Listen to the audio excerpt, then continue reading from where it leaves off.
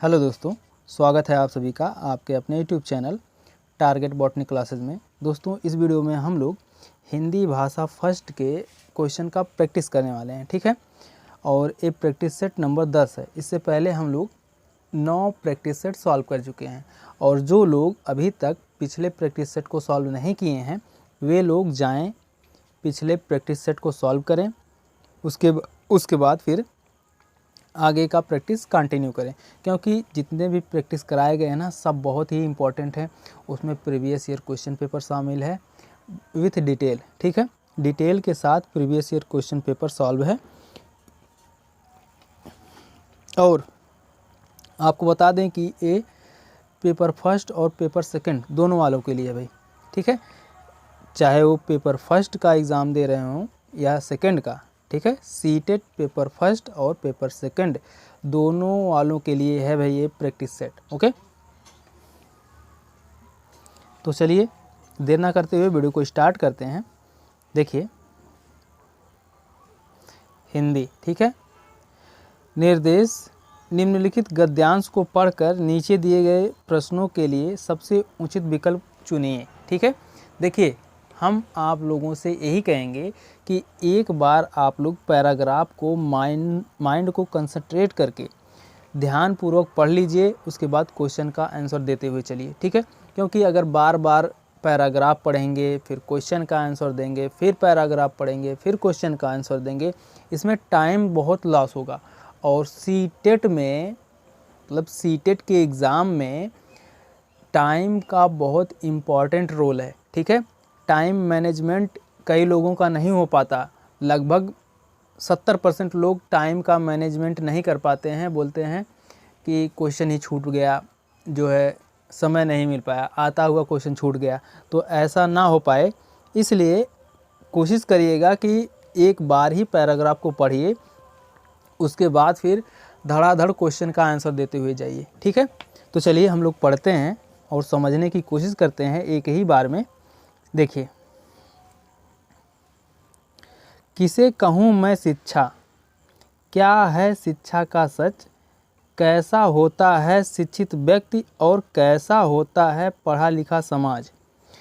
मेरे गुरु श्री दयाल चंद्र जी सोनी तो पूरी एक काव्यात्मक पुस्तक लिख गए। इस पुस्तक का नाम है हूँ अणिभाणियों शिक्षित हूँ। उनका आशय स्पष्ट है कि हर पढ़ा लिखा आदमी अनपढ़ है। उन्होंने जब यह पुस्तक लिखी तो साफ कहा कि यह किताब उनके पूरे जीवन की शिक्षा का सार है। तब फिर हमें यह भी मान लेना चाहिए कि हमारा पूरा पढ़ा लिखा समाज खासा अनपढ़ है, अशिक्षित है। तब फिर बताइए कि शिक्षा को कहाँ खोजें। आगे देखते हैं। कहते हैं कि शिक्षा बालक के जन्म के साथ बालक को मिली प्रतिभा का विकास है। उसकी सोई हुई शक्तियों को जगाने का नाम शिक्षा है। मगर ऐसा तो तब संभव है जब हम जान लें कि कौन सा बालक कौन कौन सी प्रतिभा के साथ पैदा हुआ है, उसके शरीर में एवं उसके मन मस्तिष्क में कौन कौन सी शक्तियाँ सोई हुई हैं। इसका अर्थ यह हुआ कि जो बालक शाला में आया है उसको हम पहले पढ़ें। हर बालक को पढ़ पढ़ कर पहचाने कि वह क्या है, उसकी प्रदत्त प्रतिभा क्या है और कौन कौन सी सुषुप्त शक्तियों को लिए वह हमारे सामने उपस्थित है, ठीक है। तो चलिए अब क्वेश्चन देखते हैं भाई, क्वेश्चन क्या है। देखिए क्वेश्चन है शिक्षा का अर्थ है। शिक्षा का अर्थ क्या है भाई, बताइए। शिक्षा का अर्थ क्या है? बच्चों को जानकारी देना, बच्चों को केवल अक्षर ज्ञान देना, या फिर बच्चों को शक्तिशाली बनाना, या फिर बच्चों में विद्यमान शक्तियों का प्रस्फुटित करना। बताइए भाई इनमें से कौन सा ऑप्शन सही है? ऑप्शन नंबर डी सही है, बच्चों में विद्यमान शक्तियों का प्रस्फुटित करना। ठीक है। उपयुक्त गद्यांश के अनुसार शिक्षा का अर्थ है बच्चों में विद्यमान शक्तियों को प्रस्फुटित करना, क्योंकि गद्यांश में लेखक ने बताया है कि बालक की जन्मजात मिली प्रतिभा को जगाने के लिए हमें शिक्षा की आवश्यकता पड़ती है और इसी शिक्षा के माध्यम से ही हम बच्चों के अंदर छुपी हुई प्रतिभा को उजागर करते हैं या फिर प्रस्फुटित कर सकते हैं। उजागर कर सकते हैं या प्रस्फुटित कर सकते हैं। ठीक है। आगे देखते हैं अगला क्वेश्चन। देखिए, लेखक के अनुसार सभी बच्चे समान रूप से प्रतिभाशाली होते हैं। बच्चों में अलग अलग प्रतिभा होती है। सभी बच्चे शाला जाकर प्रतिभाशाली बन जाते हैं। सभी बच्चों की शक्तियां सुषुप्त अवस्था में ही रहती हैं। बताइए भाई इनमें से कौन सा ऑप्शन सही है? बताइए। ऑप्शन नंबर बी सही है, बच्चों में अलग अलग प्रतिभा होती है। ठीक है। लेखक के अनुसार सभी बच्चों में अलग अलग प्रतिभा होती है और वह प्रतिभा बच्चा जन्म से लेकर आता है। ठीक है। आगे देखते हैं अगला क्वेश्चन। देखिए, अगला क्वेश्चन है, बच्चों को शिक्षा देने के लिए सबसे पहले क्या ज़रूरी है? बताइए भाई क्या ज़रूरी है? प्रतिभाओं के विभिन्न रूप जानना, या फिर बच्चों को प्रतिभाओं के अनुसार वर्गीकृत करना, या फिर बच्चों की समस्त क्षमताओं प्रतिभाओं को जानने के लिए उन्हें पढ़ना, या फिर बच्चों को पढ़ाना। बताइए भाई इनमें से कौन सा ऑप्शन सही है?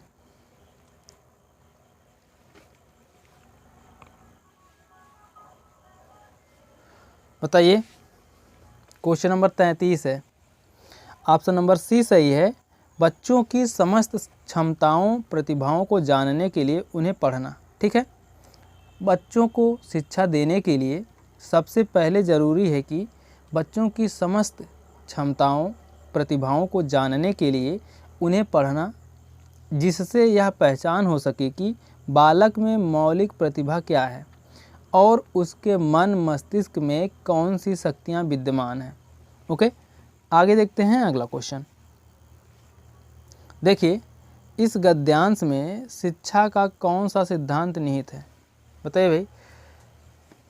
सभी बच्चे समान रूप से प्रतिभाशाली होते हैं, या फिर ऑप्शन बी है सभी बच्चों में वैयक्तिक भिन्नता होती है, या फिर शक्तियाँ सदैव सुषुप्त अवस्था में ही रहती हैं, या पढ़े लिखे लोग अनपढ़ होते हैं। बताइए भाई इनमें से कौन सा ऑप्शन सही है? ऑप्शन नंबर डी सही है, पढ़े लिखे लोग अनपढ़ होते हैं। ठीक है।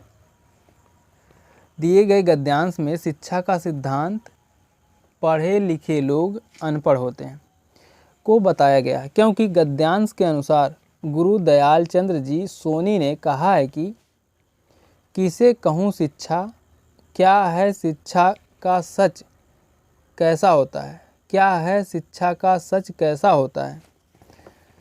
शिक्षित व्यक्ति, क्योंकि उन्होंने प्रत्येक शिक्षकों में बालकों को पढ़कर पहचानने को कहा कि उनके अंदर क्या प्रतिभा छिपी है तथा उनके अंदर विद्यमान शक्ति को जागृत करने की कल्पना की है। ओके। आगे देखते हैं अगला क्वेश्चन। देखिए, हर बालक को पढ़ पढ़कर पहचान की वह क्या है, वाक्य में पहचाने क्रिया का कर्ता हो सकता है। ये पहचाने है भाई। ठीक है। हर बालक को पढ़ कर पहचाने कि वह क्या है, वाक्य में पहचाने क्रिया का कर्ता हो सकता है। बताइए क्या हो सकता है भाई?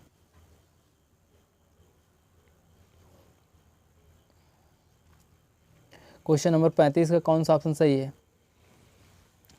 ऑप्शन नंबर बी सही है, हम। ठीक है।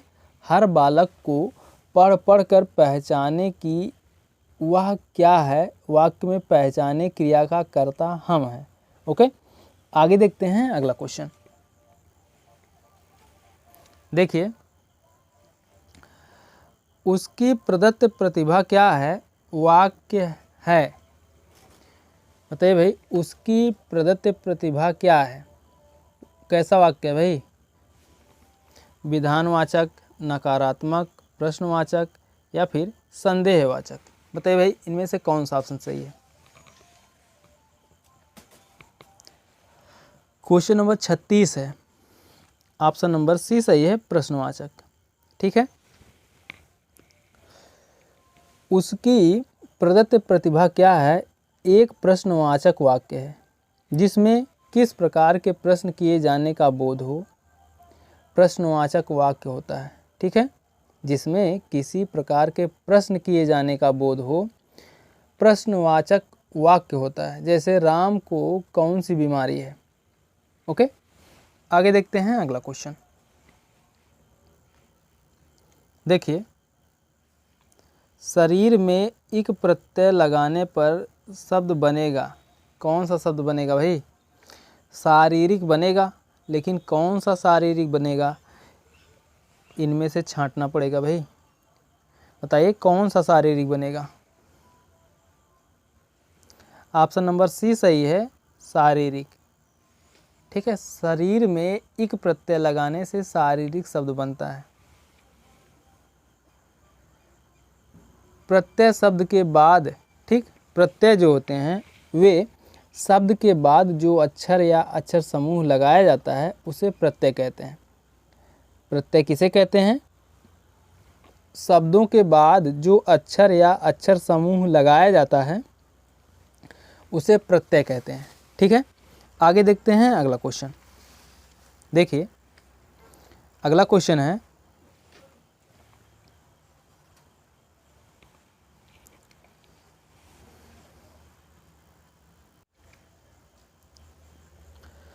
लेखक के अनुसार शिक्षित होना और साक्षर होना दोनों समान है या फिर दोनों में मूलभूत अंतर होता है, दोनों पर्यायवाची हैं, दोनों में थोड़ा बहुत अंतर होता है? बताइए भाई, इनमें से कौन सा ऑप्शन सही है? जल्दी बताइए। Question number 38, option number B सही है, दोनों में मूलभूत अंतर होता है। ठीक है, लेखक के अनुसार शिक्षित होना और साक्षर होना दोनों में मूलभूत अंतर होता है, क्योंकि शिक्षित होने का आशय मात्र पढ़ना लिखना तक आना नहीं है। ठीक है, क्योंकि शिक्षित होने का आशय मात्र पढ़ना लिखना तक आना नहीं है, बल्कि जीवन जीने के लिए आवश्यक ज्ञान का निर्माण करने वाले पढ़े लिखे लोग, और साक्षर का अर्थ है जो पढ़ना लिखना जानता है। ठीक है, समझ में आया? ऑप्शन नंबर बी सही है। आगे देखते हैं अगला क्वेश्चन। देखिए, यहाँ पढ़ा लिखा होने से तात्पर्य है, यहाँ पढ़ा लिखा होने से क्या तात्पर्य है भाई? बताइए। शिक्षित होना, अशिक्षित होना, साक्षर होना या निरक्षर होना? बताइए भाई, कौन सा ऑप्शन सही है? ऑप्शन नंबर सी सही है, साक्षर होना। ठीक है, यहाँ पढ़ा लिखा होने से तात्पर्य शिक्षित होना है। ठीक है, आगे देखते हैं अगला क्वेश्चन। देखिए, निम्नलिखित पंक्तियों को पढ़कर नीचे दिए गए प्रश्नों के लिए सबसे उचित विकल्प का चयन कीजिए। ठीक है, चलिए भाई पढ़ते हैं। देखिए, दंभ का जहाँ जहाँ पड़ाव था, सत्य से जहाँ जहाँ दुराव था, वह चला कि अग्नि बाण मारता, पाप की आहा आहा उजाड़ता, वज्र बन गिरा गिरे विचार पर। ठीक है, अब हम लोग क्वेश्चन का आंसर देते हैं। देखिए, गिरे विचार से तात्पर्य है क्या है भाई? तात्पर्य गिरे विचार से क्या तात्पर्य है? बताइए। सभी प्रकार के विचार, मिथ्या विचार, सत्य और हित से परे विचार, उलझे विचार। बताइए भाई इनमें से कौन सा ऑप्शन सही है। ऑप्शन नंबर सी सही है, सत्य और हित से परे विचार। ठीक है, गिरे विचार से तात्पर्य सत्य और हित से परे विचार से है। अर्थात कवि का दंभ, दंभ मतलब अहंकार से युक्त विचार। ठीक है, दंभ मतलब अहंकार। ठीक है, कवि का दंभ से युक्त विचार जहाँ सत्य भी नहीं है उस विचार की चर्चा करता है। ओके, आगे देखते हैं अगला क्वेश्चन। देखिए, नौजवान शहीद ने अग्निबाण इसलिए चलाए क्योंकि वह क्या भाई, अपना साम्राज्य स्थापित करना चाहता था, सुराज स्थापित करना चाहता था, ब्रज गिराना चाहता था, या फिर अपनी शक्ति की गरिमा बनाए रखना चाहता था। बताइए भाई इनमें से कौन सा ऑप्शन सही है। ऑप्शन नंबर बी सही है, सुराज स्थापित करना चाहता था। ठीक है, उपयुक्त पंक्ति के अनुसार नौजवान शहीद अग्निबाण चलाकर सुराज स्थापित करना चाहता था। वह अहंकार को समाप्त कर सत्य की स्थापना करना चाहता था तथा पाप को अपने वज्र से उजाड़ कर सुराज स्थापित करना चाहता था। ओके, आगे देखते हैं अगला क्वेश्चन। देखिए, दुराव शब्द से तात्पर्य है, दुराव शब्द से क्या तात्पर्य भाई, दुर्गम स्थल, आवरण, कठिन, बैर। बताइए भाई इनमें से कौन सा ऑप्शन सही है, जल्दी बताइए भाई। दुराव शब्द, ऑप्शन नंबर डी सही है, बैर। ठीक है, दुराव शब्द से तात्पर्य बैर या दुश्मनी से है, क्योंकि कवि ने दुराव शब्द का प्रयोग सत्य के लिए किया है। वह बताता है कि सत्य की रक्षा के लिए नौजवान सैनिक किस तरह लोगों से दुश्मनी करता है। ओके, आगे देखते हैं अगला क्वेश्चन। देखिए, जहाँ जहाँ शब्द है, मतलब जहाँ जहाँ शब्द का मतलब क्या है भाई, एकार्थी शब्द युग्म है, पुनरुक्त शब्द युग्म है, या फिर विपरीतार्थक शब्द युग्म है, या फिर भिन्नार्थी शब्द युग्म है। बताइए भाई कौन सा ऑप्शन सही है। क्वेश्चन नंबर 43 का ऑप्शन नंबर बी सही है, पुनरुक्त शब्द युग्म है। ठीक, जहाँ जहाँ शब्द पुनरुक्त शब्द युग्म का उदाहरण है। एकार्थी शब्द युग्म किसे कहते हैं भाई, एकार्थी शब्द युग्म किसे कहते हैं, जिन शब्दों के अर्थ में समानता हो उसे एकार्थी शब्द युग्म कहते हैं। ठीक है, और विपरीतार्थक शब्द युग्म या विलोम शब्द ऐसे शब्द जो अपने सामने वाले शब्द के सर्वथा विपरीत अर्थ प्रकट करते हैं। ठीक है, ऐसे शब्द जो अपने सामने वाले शब्द के सर्वथा विपरीत अर्थ प्रकट करते हैं विलोम या विपरार्थी शब्द कहलाते हैं। ठीक है, आगे देखते हैं अगला क्वेश्चन। देखिए, पाप का विलोम शब्द क्या है भाई, बताइए। पाप का विलोम प्रायश्चित है, अपाप है, पुण्य है, निरपराध है। बताइए भाई इनमें से कौन सा ऑप्शन सही है। ऑप्शन नंबर सी सही है, पाप का विलोम पुण्य। ठीक है, पाप का विलोम पुण्य है। नौजवान शहीद ने अपने सत्य रूपी शक्ति से पापियों को मारता हुआ अहंकार एवं असत्य को नष्ट किया। ओके, आगे देखते हैं अगला क्वेश्चन। देखिए, नौजवान शहीद ने किसे नष्ट किया, अहंकार को, असत्य को, या फिर अहंकार और सत्य को, या फिर अहंकार और असत्य को। बताइए भाई कौन सा ऑप्शन सही है। ऑप्शन नंबर डी सही है, अहंकार और असत्य को। ठीक है, आगे देखते हैं अगला क्वेश्चन।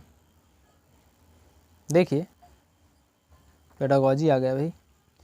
उच्च प्राथमिक स्तर पर कहानी कविता पढ़ने के बाद यह जरूरी है कि बच्चे प्रश्नों के लिखित उत्तर दे सकें, उसे अपने शब्दों में दोहरा सकें, विपरीत भाव की कहानी या कविता लिख सकें, उन्हें अपने अनुभव संसार से जोड़ सकें। ऑप्शन नंबर डी सही है भाई, उन्हें अपने अनुभव संसार से जोड़ सकें। ठीक है। उच्च प्राथमिक स्तर पर कहानी कविता पढ़ने के बाद यह ज़रूरी है कि बच्चे उन्हें अपने अनुभव संसार से जोड़ सकें। यदि वे ऐसा कर सकेंगे तो यह माना जाएगा कि अधिगम हुआ है। ओके, आगे देखते हैं अगला क्वेश्चन। देखिए, प्लेटो का यह कथन है कि बच्चा बड़ों के बीच एक विदेशी की तरह होता है, किस भाषिक सच्चाई की ओर संकेत करता है? बताइए भाई, किस भाषिक सच्चाई की ओर संकेत करता है? बच्चे अपनी भाषा में बोलते हैं जिसे बड़े सही समझ नहीं पाते हैं, या फिर बच्चे बड़ों से उम्र में छोटा होने के कारण अजनबी बना रहता है, या फिर बच्चों की भाषा अपरिपक्व होती है, या फिर बच्चों की भाषा के प्रति बड़ों का दृष्टिकोण संकीर्णता से परिपूर्ण होता है। बताइए भाई, इनमें से कौन सा ऑप्शन सही है? ऑप्शन नंबर फर्स्ट ही सही है। बच्चे अपनी भाषा में बोलते हैं जिसे बड़े सही नहीं समझ पाते हैं। ओके, आगे देखते हैं अगला क्वेश्चन। देखिए, भाषा की कक्षा में कहानियाँ मनोरंजन का साधन है, या फिर पाठ्य पुस्तक का एक पाठ है, या फिर विभिन्न प्रकार की भाषाई संरचनाएं और चिंतन विकास की संभावनाएं लिए होती हैं, या फिर भाषा कौशल के विकास का एकमात्र साधन है। बताइए भाई, कौन सा ऑप्शन सही है? ऑप्शन नंबर सी सही है। विभिन्न प्रकार की भाषाई संरचनाएं और चिंतन विकास की संभावनाएं लिए होती हैं। ठीक है, भाषा की कक्षा में कहानियाँ विभिन्न प्रकार की भाषाई संरचनाएं और चिंतन विकास की संभावनाएं लिए होती हैं, क्योंकि कहानियाँ हमें वास्तविक जीवन के विकास के साथ साथ भाषाई संरचना का भी विकास करती हैं। इनके ही माध्यम से, यानी भाषा के ही माध्यम से अमूर्त चिंतन शक्ति का भी विकास होता है। ओके, आगे देखते हैं अगला क्वेश्चन। देखिए, राष्ट्रीय पाठ्यचर्या की रूपरेखा 2005 के अनुसार कौन सा कथन सही है?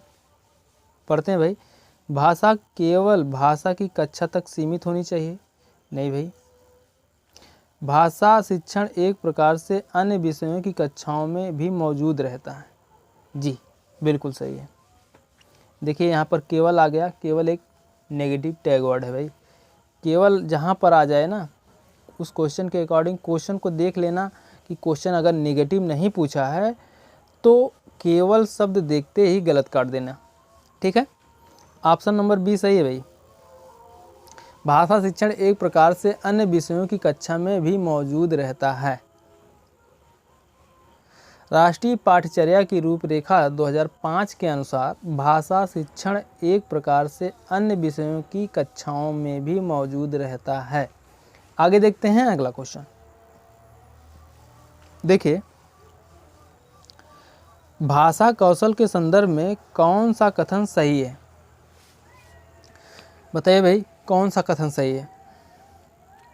सुनना, बोलना, पढ़ना, लिखना एक क्रम से सीखे जाते हैं, या फिर सुनना पढ़ना निष्क्रिय कौशल है, या फिर पढ़ना और लिखना कौशल में कोई संबंध नहीं है, या फिर सभी कौशल एक दूसरे के साथ अंतः संबंधित होते हैं? बताइए भाई, भाषा कौशल के संदर्भ में कौन सा कथन सही है? ऑप्शन नंबर डी सही है। सभी कौशल एक दूसरे के साथ अंतः संबंधित होते हैं। ठीक है, भाषा कौशल के संदर्भ में सभी कौशल एक दूसरे के साथ अंतः संबंधित होते हैं। सही है। भाषा के दो स्वरूप हैं। ठीक है, भाषा के दो स्वरूप हैं। पहला है मौखिक भाषा और दूसरा है लिखित भाषा। ठीक है, मौखिक भाषा बोलने और सुनने के कौशल से है, तथा लिखित भाषा पढ़ने और लिखने के कौशल से संबंधित है। अतः स्पष्ट है कि पढ़ना, लिखना व बोलना, सुनना परस्पर अंतः संबंधित कौशल हैं। ओके, आगे देखते हैं अगला क्वेश्चन। देखिए,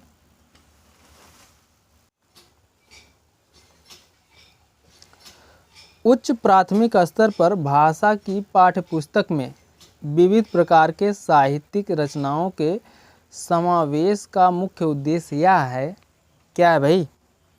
उच्च प्राथमिक स्तर पर भाषा की पाठ्यपुस्तक में विविध प्रकार की साहित्य रचनाओं के समावेश का मुख्य उद्देश्य क्या है? बच्चों को सभी प्रकार की साहित्यिक विधाओं में पारंगत करना, विभिन्न प्रकार की साहित्यिक विधाओं की भाषाई संरचनाओं से परिचित होने का अवसर देना, या फिर विभिन्न साहित्यिक विधाओं के प्रसिद्ध रचनाकारों से परिचित कराना, या फिर पाठ्य पुस्तक निर्माण की परंपरा का निर्वाह करना। बताइए भाई, इनमें से कौन सा ऑप्शन सही है? ऑप्शन नंबर बी सही है, विभिन्न प्रकार की साहित्यिक विधाओं की भाषाई संरचनाओं से परिचित होने का अवसर देना। ओके, उच्च प्राथमिक स्तर पर भाषा की पाठ्यपुस्तक में विविध प्रकार की साहित्यिक संरचनाओं के समावेश का मुख्य उद्देश्य विभिन्न प्रकार की साहित्यिक विधाओं की भाषाई संरचनाओं से परिचित होने का अवसर देना है। ओके, आगे देखते हैं अगला क्वेश्चन। देखिए, रश्मि अपनी कक्षा को बाहर मैदान में ले जाती है और पर्यावरण पर आधारित कविता पाठ का कार्य करती है।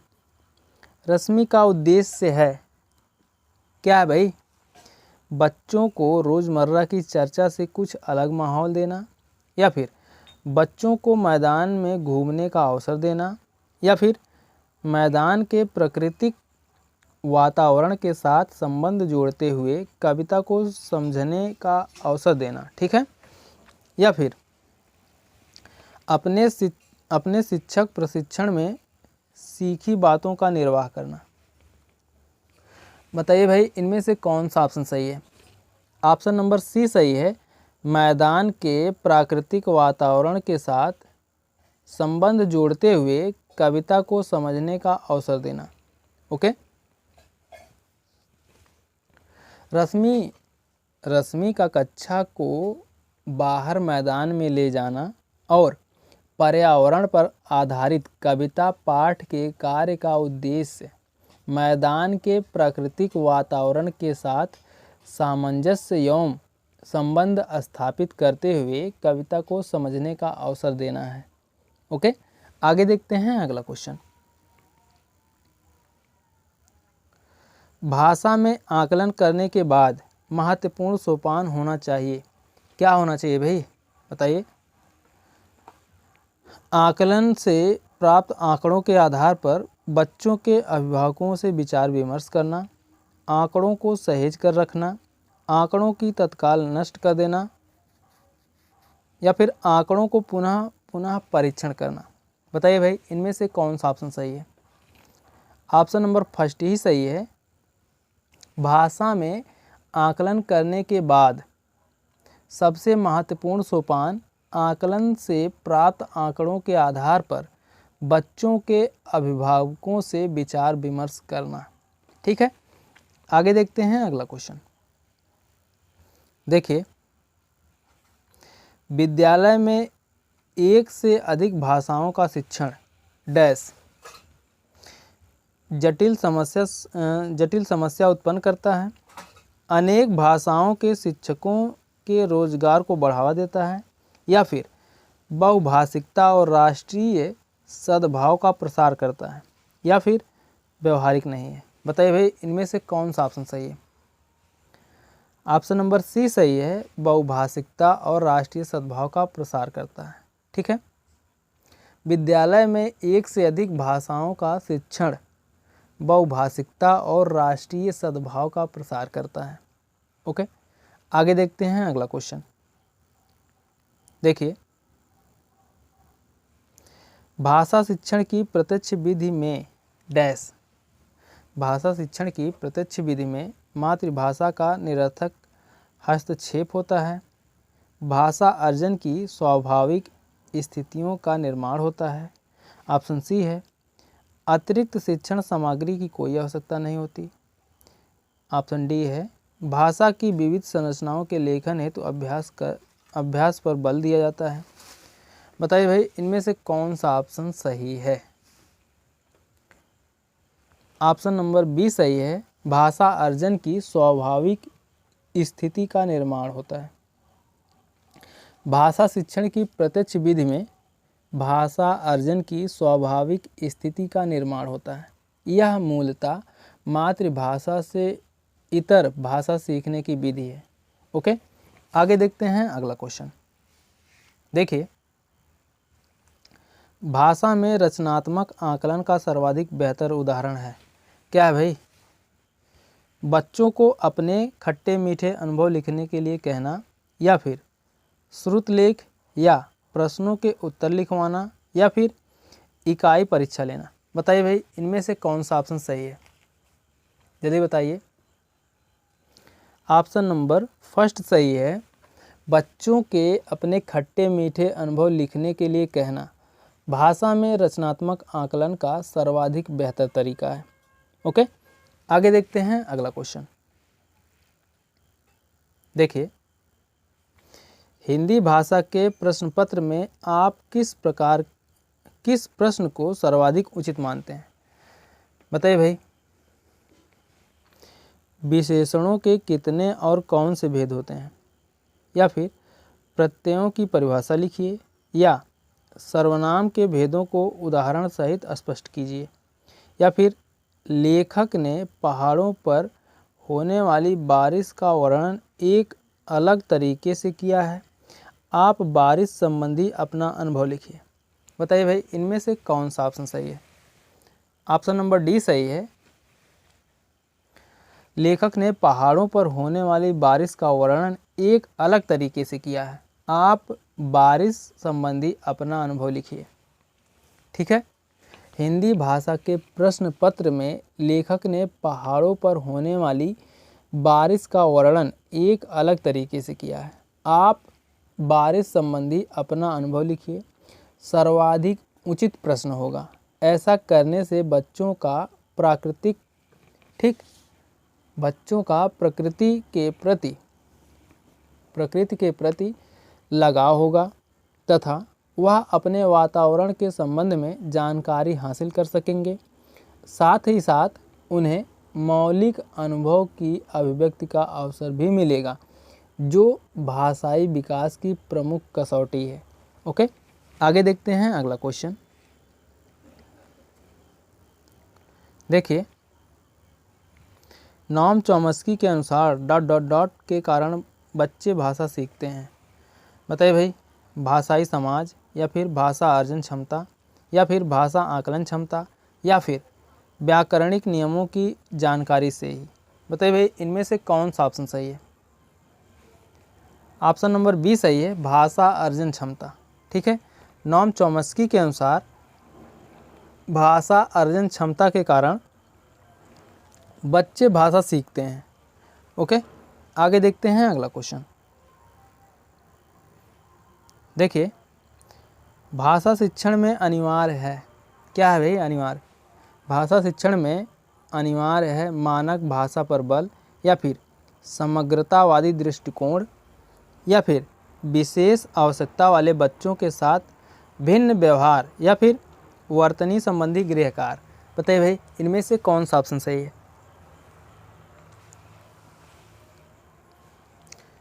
जल्दी बताइए। ऑप्शन नंबर बी सही है, समग्रतावादी दृष्टिकोण। ठीक है, भाषा शिक्षण में अनिवार्य है समग्रतावादी दृष्टिकोण का होना। समग्रतावादी दृष्टिकोण से आशय समग्र विकास से है। शिक्षण में बालक का जब समग्र या संपूर्ण विकास होना ही समग्रता है। ठीक है, आगे देखते हैं अगला क्वेश्चन। देखिए, विशेष आवश्यकता वाले बच्चों की भाषा आकलन करते समय डैश। बताइए भाई, विशेष आवश्यकता वाले बच्चों की भाषा का आकलन करते समय उन्हें प्रश्न संख्या में विशेष छूट मिलनी चाहिए, उन्हें अधिक अंक देने का प्रयास करना चाहिए, या फिर उनकी क्षमता और सीमाओं का ध्यान रखना चाहिए, या फिर उनके प्रति दया भाव रखना चाहिए। बताइए भाई, इनमें से कौन सा ऑप्शन सही है?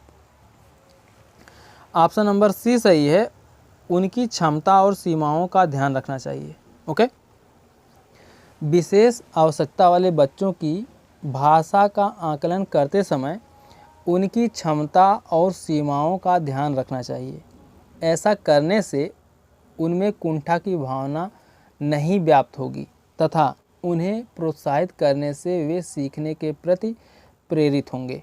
ओके, तो दोस्तों ये तो थे हिंदी भाषा फर्स्ट के 30 महत्वपूर्ण प्रैक्टिस क्वेश्चन। ठीक है, और आप लोग कमेंट करके बताइए कि आप लोगों का 30 प्रैक्टिस क्वेश्चन में से आपका कितना सही हुआ, और वीडियो कैसी लगी कमेंट करके ज़रूर बताइएगा। एक बात और आप लोगों से कहना चाहते हैं कि अगर आप लोग आपके अपने YouTube channel target botany classes पर नए हैं तो चैनल को सब्सक्राइब कर लीजिए, बेल आइकन को भी प्रेस कर दीजिए ताकि हमारे हर नए वीडियो का नोटिफिकेशन आप तक हमेशा पहुंचता रहे।